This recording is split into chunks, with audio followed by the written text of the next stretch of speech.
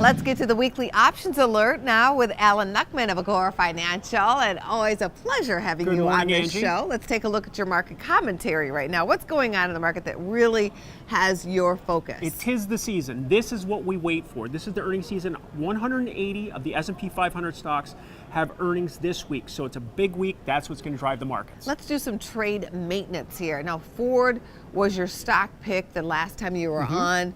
How's that performing? It's doing okay. It's about break even, a little bit above where we entered. Ford goes off the board on this Friday. Speaking of driving, we want to see it have another push to the upside. Some data comes out on Thursday, so I think that could be the catalyst.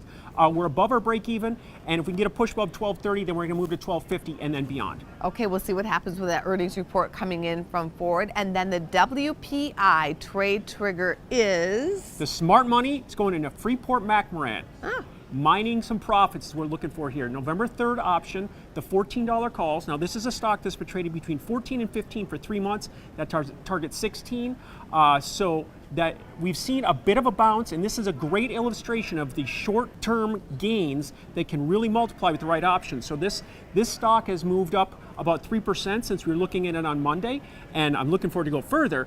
But the option has gained 30%. So that's what we're looking to do here, get the multiplier effect with weekly options.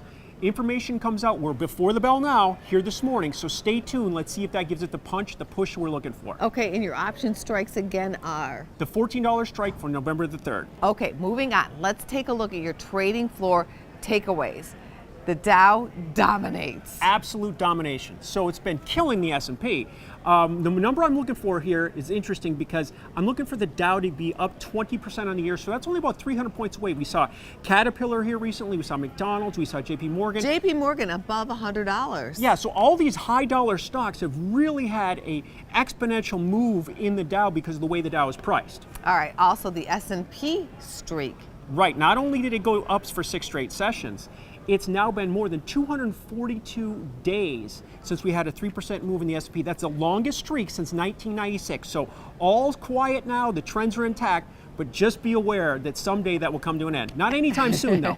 And your third takeaway is the crude climb. I know a lot of traders are watching this move. Focus on crude. It's holding about $50, believe it or not. It's been above 50 every day in the last 6 weeks, except for 2. So I think if this energy sector gets energized, then the rest of the market can go forward and go higher. Thank you so much. We'll look forward to having you back on the show next week.